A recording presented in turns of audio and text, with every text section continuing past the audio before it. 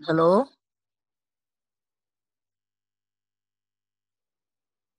Hello.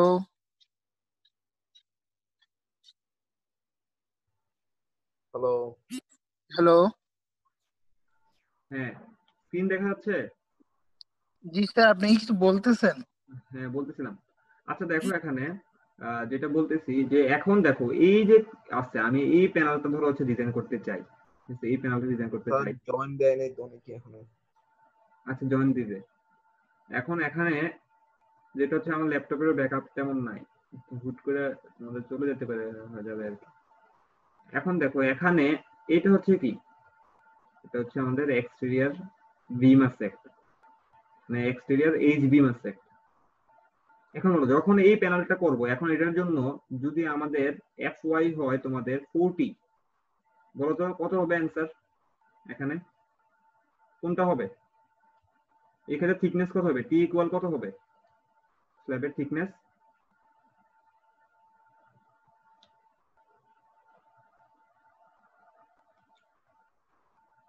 বলো। ln/40। LN by কত? Sir এটা কি উইথ ড্রপ প্যানেল নাকি উইদাউট ড্রপ প্যানেল? ধরো উইদাউট। উইদাউট ড্রপ প্যানেল হলে ln/36। LN by with HBM, ঠিক আছে LN by 36।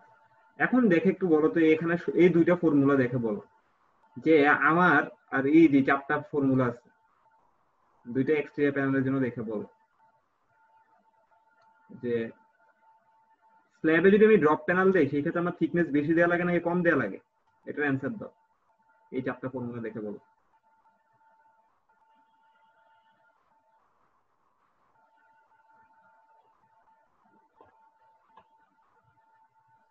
Sir without drop panel thickness বেশি হবে, উইথ ড্রপ প্যানেল থিকনেস কম হবে। হ্যাঁ, এখন আবার একটা জিনিস দেখো এ এই যে এখান দেখে বলো আমি কিছু বুঝি নাই। এই তিনটা দেখে বলো।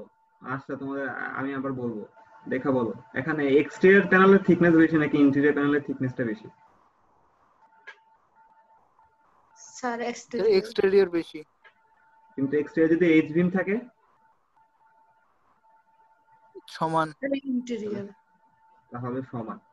তো যেটা বলতেছিলাম একটু আগে যে তোমাদের যদি ড্রপ প্যানেল থাকে এই চারটা ফর্মুলা দেখে বোঝা যাচ্ছে যদি ড্রপ প্যানেল থাকে তাহলে হচ্ছে আমার স্ল্যাবের থিকনেস কি করা লাগে তোমার কিছুটা কমে যায় আর কি। যদি তুমি এইচ বিম থাকে তাহলে হচ্ছে স্ল্যাবের থিকনেসটা আমাদের কিছুটা কমে যায় রেসপেক্ট টু হচ্ছে আমাদের যদি ড্রপ প্যানেল না থাকে।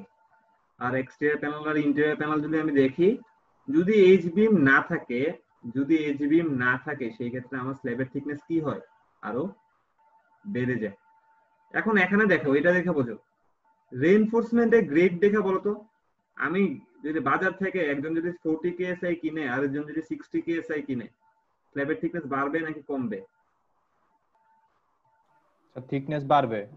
এখন আমরা তো জানি যে আমাদের 60 কেএসআই ইউজ করা ভালো। 60 কেএসআই এর জন্য কেন থিকনেস বাড়বে এটা কেউ অ্যান্সার দিতে পারবা?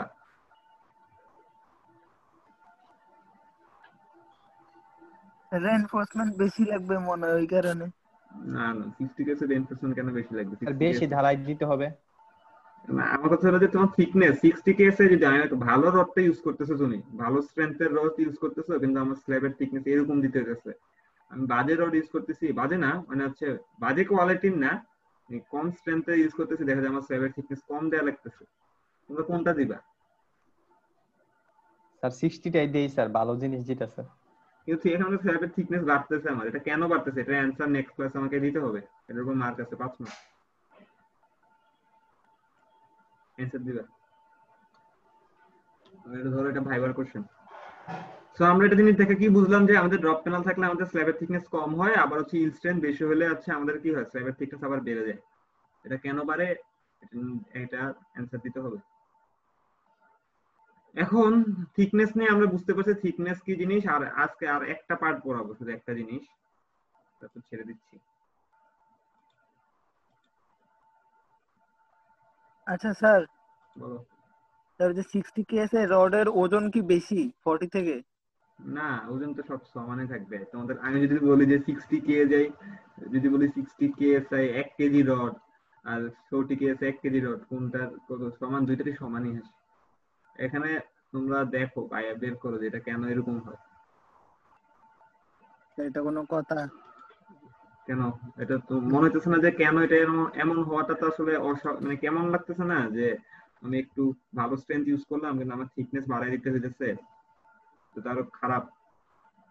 এটা কেন? এটা এটা তোমরা ডিফ্লেকশন চার্টটা যখন আঁকি আমরা, ডিফ্লেকশন কন্ট্রোল চার্ট দেখে নিও। ডিফ্লেকশন কন্ট্রোল চার্টে দেখো 60 কেসে ডিফ্লেকশন কন্ট্রোল চার্টটা কিরকম, আর 40 কেসেরটাই 60টা মানে এরকম আর 40টা মানে এরকম, তাই না? এটা 40, এটা 60। স্যার আসলে আমরা কোনটা ইউজ করব তাহলে? অবশ্যই 60 ইউজ করবা। স্যার আমার আনসারটা তো হয়েছিল স্যার। থিকনেস বেশি কেন স্যার? ওটা তো কম হওয়ার কথা না, এটা তো বুঝলাম না। এটাই তোমরা দেখো না এটা কেন হইতেছে হইতেছে এটা তোমার ডিফ্লেকশন থেকে বের করতে হবে। তো মেইন অ্যান্সার হচ্ছে ডিফ্লেকশন। এখন এটা চার্ট আমি এঁকে দিয়েছি, তোমরা বের করে বলবো আমাকে নেক্সট ক্লাসে কেন হয়। এখন আসো তোমাদের যেটা বলছি আরেকটা আছে তোমাদের হচ্ছে, দেখো এতক্ষণ যে মোমেন্টে বের করলাম, এই যে তোমরা যে বললা ধরো হচ্ছে এটা ইন্টেরিয়র, এটাকে বলে দিচ্ছে এটা হচ্ছে 65%, 0.65, আর এটা হচ্ছে কত পয়েন্ট, নিচেরটা 65। আচ্ছা নিচেটা 65 আর এটা হচ্ছে 0.35, এটা হচ্ছে 0.65। এই যে মোমেন্টটা ডায়াগ্রামটা আছে এটা কিসের জন্য আছে বলো তো? স্ল্যাবের জন্য আছে না বিমের জন্য আছে? স্ল্যাবের জন্য আছে না? ক্লাসে বাকিরা জয়েন দিছে? হ্যাঁ দিছে। এখন দেখো তোমাদের স্ল্যাবের জন্য আছে, এই স্ল্যাবকে আমরা আবার দুই ভাগে ভাগ করতে পারি। একটাকে আমাদের বলা হয় কলাম স্ট্রিপ, একটাকে বলা হয় হচ্ছে আমাদের মিডল স্ট্রিপ। ঠিক আছে, তার মানে হচ্ছে দেখো আমরা যদি এখানে একটা এই মোমেন্টটা যে আঁকছি, এটা ধরো হচ্ছে এই মোমেন্টটা হচ্ছে আমার কোন এক্সিস বরাবর আঁকছি, আমি এক্স ডিরেকশন বরাবর আঁকছি। ঠিক আছে, এখানটা পজিটিভ মোমেন্ট আছে, নেগেটিভ আছে, এখানে দুই ভাগ করা, এটা কলাম স্ট্রিপ, এটা মিডল স্ট্রিপ। তার মানে হচ্ছে কলাম স্ট্রিপটা কিসের সাথে থাকে? কলাম স্ট্রিপ থাকবে কলামের পাশে। ভালো মতো একটু দেখো, তাহলে কি হবে? কলাম স্ট্রিপ যেটা আছে এই কলামের সাথে একটা স্ট্রিপ থাকে, একটু ভাগ করে আমরা এতটুকু স্ট্রিপকে একটু ভাগ করে নিলাম, এটাকে আমরা বলি কলাম স্ট্রিপ। সিমিলারলি এই পাশে দুইটা কলামের সাথে এতটুকু একটা স্ট্রিপ ভাগ করে নিই, এটাকে আমরা বলি হচ্ছে কলাম স্ট্রিপ। স্যার এটা কি স্যার? এটা তো বুঝলাম না। বলতেছি দাঁড়ো, এটাকে বলতেছি মিডল স্ট্রিপ। যেটা বলতেছি তোমাদের যে এই যে ডায়াগ্রামটা আঁকছি, ডায়াগ্রামটা ফুল স্ল্যাবের জন্য আঁকছো তুমি এই ডায়াগ্রামটা, কিন্তু দেখো একটা জিনিস, মাঝখানের মুভমেন্ট আর সাইডের মুভমেন্ট কি সিমিলার আসার কথা? মাঝখানে তো আসলে এখানে সাপোর্ট কন্ডিশনটা অনেক দূরে দূরে, কিন্তু সাইডে তো কলাম আছে দুইটা, মানে স্টিফ কোনটা বেশি? এটা বেশি স্টিফ এটার তুলনায়। তোমরা নিজেরা দেখো স্ল্যাবে এখানে লোড দিলে এটা ডিফ্লেকশন এখানে বেশি আসবে, ডিফ্লেকশনটা এখানে কম আসবে, কারণ এখানে দুইটা কলাম আছে। এই জন্য দুই পাশে সিমিলার কি মুভমেন্ট আসার কথা, মানে এই তিনটা দিয়ে, মানে যেটা বলতেছি ফুল স্ল্যাবের লেন্থ ওয়াইজ, এই লেন্থ ওয়াইজ এখানে যদি একটা ডায়াগ্রাম আঁকি, এই এখানকার জন্য যদি একটা ডায়াগ্রাম আঁকি, মোমেন্ট ডায়াগ্রাম, এটার জন্য একটা মোমেন্ট ডায়াগ্রাম আঁকি, তিনটাকে সিমিলার হওয়ার কথা দেখতে, বলো তো শিমুল? না স্যার, মাঝখানে বেশি আসবে না? মাঝখানে বেশি আসবে না কম? মাঝখানে কম আসার কথা, কারণ হচ্ছে এখানে তো তোমাদের লোড তো বেশি ট্রান্সফার হবে ওই পাশে, এই পাশের দিকে বেশি স্টিপ, সে বেশি মুভমেন্ট নিয়ে নিবে আগেই মিডলের দিকে থেকে। তো আমি যেটা বলতেছি, তুমি তো এই বড় একটা এরিয়া নিয়ে যখন মুভমেন্ট ডায়াগ্রামটা আঁকছো, তো একটু পর দূর দূরে তো আসলে মুভমেন্ট গুলো চেঞ্জ হইতেছে, তো এটা তো আসলে এরকম হয় না। এটা তো আঁকতেছো তুমি হচ্ছে পুরোটা স্ল্যাবের জন্য এক্স ডিরেকশনে। এই জন্য এটাকে আমরা কি করি, এটাকে আমরা দুইটা ভাগে ভাগ করে নিই, একটাকে বলি কলাম স্ট্রিপ, একটাকে আমরা বলেছি মিডল স্ট্রিপ। যেটা হচ্ছে কলামের সাথে থাকে এটাকে কলাম স্ট্রিপ বলি, আর যেটা মিডলের সাথে থাকে এটা হচ্ছে মিডল স্ট্রিপ বলি। এখন এই কলাম স্ট্রিপের এই লেন্থটা কতটুকু হবে? এতটুকু লেন্থ কতটুকু হবে? এটাকে আমরা বলি হচ্ছে এল মিনিমাম বাই হচ্ছে তোমাদের 4। এই লেন্থটা হচ্ছে আমাদের এল মিনিমাম বাই 4। ঠিক আছে শিমুল, বুঝছো? শিমুল, একটা 2 একটা 4। দুইটাই 4, দুইটাই 4। তাহলে এখন দেখো বলো যে আমি যদি একটা স্ল্যাব আঁকি, ধরো এই স্ল্যাবটা হচ্ছে এটা 30 ফিট আছে, এখানে এখানে 20 ফিট আছে, আমি বলছি এই স্ল্যাবটাকে কলাম স্ট্রিপ এবং মিডল স্ট্রিপে ভাগ করব, এখানে একটা কলাম স্ট্রিপ থাকবে, এখানে একটা কলাম স্ট্রিপ থাকবে। 5 ফিট 5 ফিট। তাহলে এটা এল মিনিমাম 4। 30 বড় নাকি 20 বড় ছোট? কোনটা ছোট? 20/4 যা কত হবে এখানে 5 ফিট, কলাম স্ট্রিপটা 5 ফিট, এই কলাম স্ট্রিপটা 5 ফিট, তাহলে মিডল স্ট্রিপটা কয় ফিট? 10। Middle স্ট্রিপটা 10 fit. এটা আকার আসলে কারণটা কি? এখন আমি তোমাদের জাস্ট কলাম স্ট্রিপটা আঁকছো কোন এক্সিস বরাবর? এক্স ডিরেকশন বরাবর আঁকছো। এখন একটা ডায়াগ্রাম আঁকি সুন্দর করে। এখানে ধরো হচ্ছে এম স্ট্যাটিক মোমেন্ট হচ্ছে 100 ফিট। তাহলে বলো এটা কত হবে? 35%। কত হবে এটা? 35 না? 35 হইছে? আর এটা কত হবে? 65। এখন এটা আঁকছো ফুল এই কলামটা, ফুল এই স্ল্যাবের জন্য আঁকছো তুমি, কিন্তু এটা তো ফুল স্ল্যাবের জন্য এরকম হওয়ার কথা না। তাই এটাকে আমরা তিনটা ভাগে, সিমিলার তো হওয়ার কথা না, যে ফুল স্ল্যাবের লেন্থ তো সিমিলার। এই জন্য এটাকে আমি কলাম স্ট্রিপে ভাগ করলাম, মিডল স্ট্রিপে ভাগ করলাম, এটাকে আবার কলাম স্ট্রিপে ভাগ করলাম।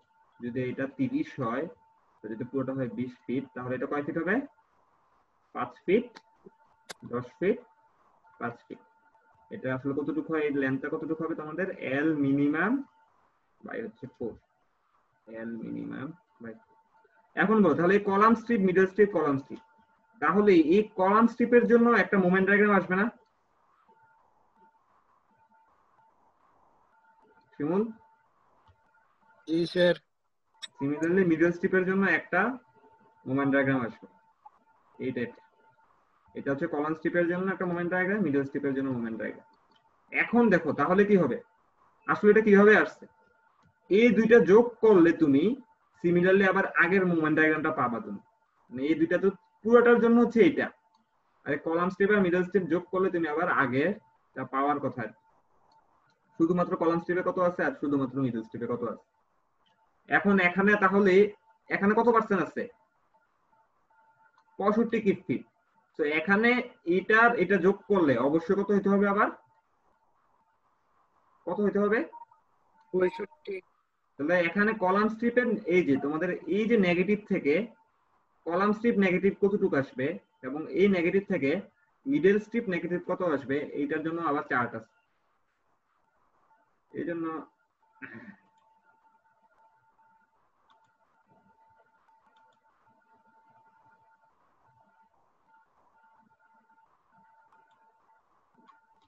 স্যার এই কাহিনী কি স্যার এক্সটেরিয়র ইন্টেরিয়র সবগুলা স্প্যানের ক্ষেত্রে হয়? হ্যাঁ, তো এই জন্য তো বলতেছি ডাইরেক্ট ডিজাইন মেথড একটু দেখো। এখানে লেখা আছে, এটা পড়লে বুঝবা। 658 নম্বর পেজ, এখানে L minimum by 4, L minimum by 4 middle strip column strip কিভাবে ভাগ করা হয়। এখন দেখো এখানে কি লেখা আছে, এই জিনিসটা দেখো তো, percentage distribution of interior negative factored movement to column strip. লেখাটা পড়তে পারছো? হ্যালো? জি স্যার দেখা যাচ্ছে। এখন দেখো আমাদের যখন এখানে একটা মান আছে আলফা f1 L2/L1, এটা সবচেয়ে সুবিধা হচ্ছে কি, আমাদের যখন ইয়ার ডিস্ট্রিবিউশন করতেছি এখানে L2/L1 যত মানই হোক, এটা অলওয়েজ আমাদের 0। আলফা f1 এর মান হচ্ছে আমাদের 0, যেটা স্টিফনেস দেখে থাকো যে বিম আর হচ্ছে কলামের বিম আর স্ল্যাবের স্টিফনেস, যেটা আমাদের বিম নেই, এখানে আলফা f1 এর মান হচ্ছে 0। এখন দেখো এখানে যতই হোক L2/L1 যতই হোক, আমাদের ইন্টেরিয়র নেগেটিভ মুভমেন্টটা কলাম স্ট্রিপে কত পার্সেন্ট যাবে? কত পার্সেন্ট যাবে? 70%। 75%। দেখো ইন্টেরিয়র নেগেটিভ মুভমেন্ট 75%। এখানে দেখো percentage distribution of mid span, মানে পজিটিভ ফ্যাক্টর মুভমেন্টটা কলাম স্ট্রিপে কতটুকু যাবে? এটাও 0। এটা প্রথমটা শুধু দেখো উপরের লাইনটা কত পার্সেন্ট? 60%। আচ্ছা, সবগুলোতে দেখো একটা জিনিস লেখা আছে, distribution of mid span. Mid span বলছে কিন্তু মানে হচ্ছে কি ইন্টেরিয়র স্প্যান বলছে। এখনো কি বলছে তোমাদের? Percent distribution interior negative factor movement to column strip, এটাও ইন্টেরিয়র বলছে। এখন আমি তোমাদের আগে দিতে যাই, এখন এখানে আসো। তাহলে বলো এই 65% এর কত পার্সেন্টে কলাম স্ট্রিপে আসবে? একটু আগে দেখলা তো, কত পার্সেন্ট? 70 না? 75%। 70.75 ইনটু কত হবে? 65। 65। তাহলে এখানে কতটুকু আসবে? আমি বলছি 60 into এখানে কত আসবে তাহলে 0.25 0.25 into 65 এইটা। এখন এই মিড স্প্যানেরটা কত বলছিল 35, মিড স্প্যানেরটা কত পার্সেন্ট বলছিল 60% বলছিল না এখানে 60% into 35, তাহলে এখানে কত আসবে 0.40 into তো মিড স্প্যান বলতে কি স্যার ওই যে মাঝখানেরটা বলছে নাকি হ্যাঁ কলামের মাঝখানেরটা বলছে? কলামের মাঝখানে বলছে না, মানে বলতেছে তোমার যদি এই দুইটা যে দেখাইলাম এটা যদি হয় যে আমাদের স্প্যানটা ইন্টেরিয়রে থাকে, আমি শুধু আঁকতেছি হচ্ছে এইটার জন্য আঁকতেছি, এটার জন্য আঁকতেছি না। এখানে এই জন্য তো 65% 35% ভাগ করছি, আমি তো ইয়েতে ভাগ করি নাই। কথা বুঝতেছো? নিজে ওটা বুঝছি, আমি ওটা বলিনি স্যার। মিড স্প্যান বলতে বোঝাচ্ছে হচ্ছে তোমাদের স্প্যানের মিডল স্প্যানের এই যে মাঝখানে মিড স্প্যান বা এটা যেটাই বলো সেটা শুধুমাত্র পজিটিভের জন্য বলছে। পজিটিভের জন্য একটা গ্রাফই আছে, পজিটিভে কোনো ঝামেলা হয় না, ঝামেলা হয় হচ্ছে আমাদের নেগেটিভ গুলাতে, এখন আমি তোমাদের একটা এটা একে দেখাইলে আচ্ছা আজকে আর এখানে কিছু দেখাবো না, এটা পরেরটাতে যাই। এখানে একটা স্প্যান, এখানে একটা স্প্যান, এখানে একটা স্প্যান, এটা এই আঁকাটা ঠিক মতো হইলে তোমরা পুরোটা বুঝতে পারবে।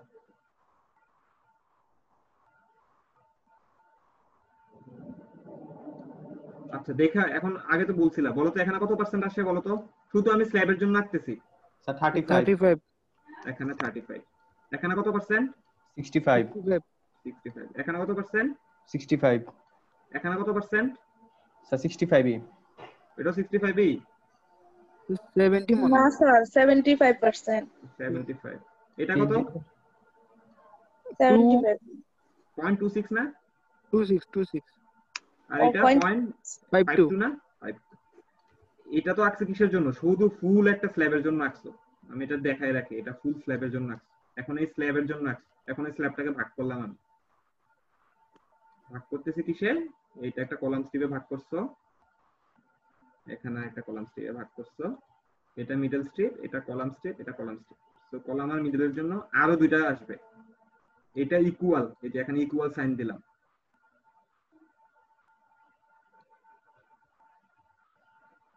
ঠিক আছে, এটা কলাম স্ট্রিপের জন্য আঁকছো,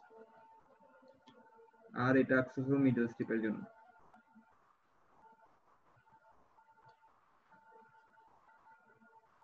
ঠিক আছে, এটা আঁকছো মিডল স্ট্রিপের জন্য।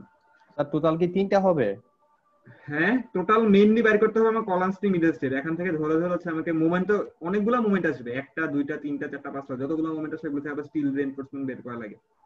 মানে হচ্ছে এই দুইটা যোগ করলেই হচ্ছে উপরটা পাবা, ওইটা না তিনটা আসবে না, আসলে তো দুইটা মিলে একটাই, কলাম কলাম তো সেম, কলাম আর মিডল মিলে হচ্ছে আগেরটা আসবে। এখন দেখছো এখানে 26.5, এখানে 52% লিখছো। এখন আমি তোমাদের ইয়েতে যাই,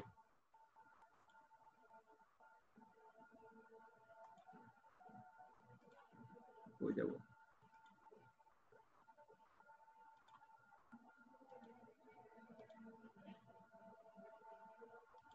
এখানে পড়ো, এটা কি বলছে, percentage distribution of interior negative factor moment. অবশ্যই কি হইতে হবে আমার, এগুলা ইন্টেরিয়র নেগেটিভ ফ্যাক্টর মোমেন্ট হইতে হবে, যেটা হচ্ছে কলাম স্ট্রিপে যাবে। কত পার্সেন্ট দেখো, হ্যালো 75 75%। আচ্ছা, percentage distribution of mid span, এখানে কিছু দেখা লাগবে না, বলছে পজিটিভ ফ্যাক্টর মোমেন্ট কলাম স্ট্রিপে কয় পার্সেন্ট যাবে 60%। সব কিন্তু কলাম স্ট্রিপের কথা বলা আছে। দেখো এখানে শুধু উপরেরটা দেখবা, percentage distribution of exterior negative, এটা দেখো এক্সটেরিয়র নেগেটিভ বলছে, কলাম স্ট্রিপে কত পার্সেন্ট যাবে স্যার 100% ফুল 100% যাবে কলাম স্ট্রিপে। এখন আসো, চার্জও শেষ হয়ে আসছে, স্যার আর কতক্ষণ? তাহলে আসো প্রথমে আসো, এখানে ইন্টেরিয়র কোনটা আছে নেগেটিভ বলো, এটা ইন্টেরিয়র নেগেটিভ, এটাও ইন্টেরিয়র নেগেটিভ, এটাও ইন্টেরিয়র নেগেটিভ, তাহলে বলো কত পার্সেন্ট যাবে। এখানে অ্যান্সার ফর্মুলা কত হবে, 0.6 এর কত দিয়ে গুণ দেওয়া লাগবে 0.7 দিয়ে না, জি স্যার ভুলে গেছো 75 0.75, 0.75 দিয়ে গুণ দিতে হবে। এটাও কত দিয়ে গুণ দেওয়া লাগবে 0.65 কে 75 0.75 দিয়ে। এখানে কত দিবা 0.75 কত দিয়ে গুণ দিবা 0.75, এই যে এটা তো ইন্টেরিয়র, ইন্টেরিয়র এখন বলো মিড স্প্যান এটা 0.35 কে কত দিয়ে গুণ দিবা? 6 0.6। ঠিক আছে, দেখো এটা কলাম স্ট্রিপের জন্য লিখছি। তাহলে এখন আসো এটাকে কত দিয়ে গুণ দিবা? 0.35 কে কত দিয়ে গুণ দিবা? 25 সরি 65 তো পয়েন্ট, তাহলে 0.35 ইনটু 0.75। ঠিক আছে, এটা মানে 35%। 35.65 into 25 না? কেন এখানে তুমি ও আচ্ছা এটা কি 75%? আচ্ছা তাহলে 0.25, সরি 0.25 ইনটু 65, 0.25 ইনটু হচ্ছে 0.65, তাহলে এটা কত আসবে বলো? 0.25 ইনটু কত? 75 0.75। আর এটা কত আসবে? 0.4 ইনটু 0.35 into 0.4 0.35 ইনটু 0.4। এটা বুঝে গেছে, এটাও সিমিলার।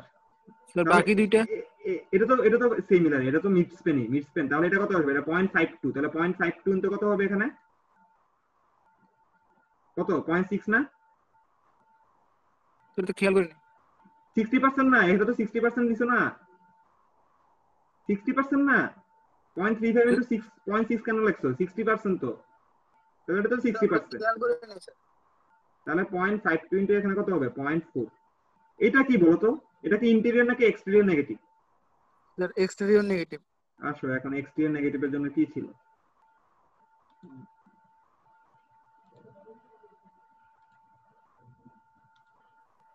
স্যার শেষ হবে কখন? দেখো এই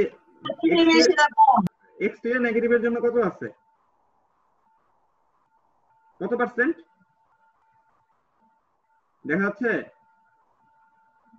এক্সটেরিয়র নেগেটিভ কলাম স্টেপে কত পার্সেন্ট যাবে? হ্যালো, 100%।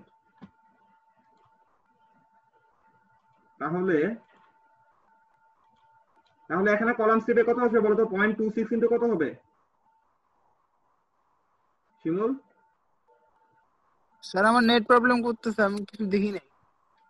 এক্সটেরিয়র নেগেটিভ বলছে 100% এ যাবে, মানে এক্সটেরিয়র নেগেটিভটা 100% কলাম স্টেপে যাবে। তাহলে 0.26 ইনটু 1, তাহলে এখানে আসলে কত আসবে? এখানে আসবে জাস্ট 0, মানে মিডল স্টেপে কোনো হচ্ছে এক্সটেরিয়র নেগেটিভের জন্য মুভমেন্ট থাকবে না। তোমরা যেটা করবা, তোমাদেরকে একটা জিনিস আমি জাস্ট একটা পরের স্লাইডে একটা জিনিস এঁকে দেই, এটা তোমরা নিজেরা করে আনবা, এটা করবা নেক্সট ক্লাসের আগে জমা দিবা, দেখাবার কি জাস্ট তোমাদের গ্রুপে। স্যার আপনাদের ক্লাসের ভিডিও দেন অনেক লেট করে। আজকেটা তাড়াতাড়ি পাবা। এটা 20 ফিট, তো ধরো কিউ হচ্ছে 100 পিএসএফ। আমাকে এই যে একটু আগে যে স্লাইডটা আঁকলাম শুধুমাত্র এক্স ডিরেকশনের জন্য column strip movement, middle strip movement গুলো বের করে দেখাবা কত পার্সেন্ট করে। ঠিক আছে, এটা আমি করে দেখাবো। এটা আজকে ভিডিও আমি তোমাদেরকে আজকে সন্ধ্যার মধ্যে দিয়ে দেব। ক্লিয়ার?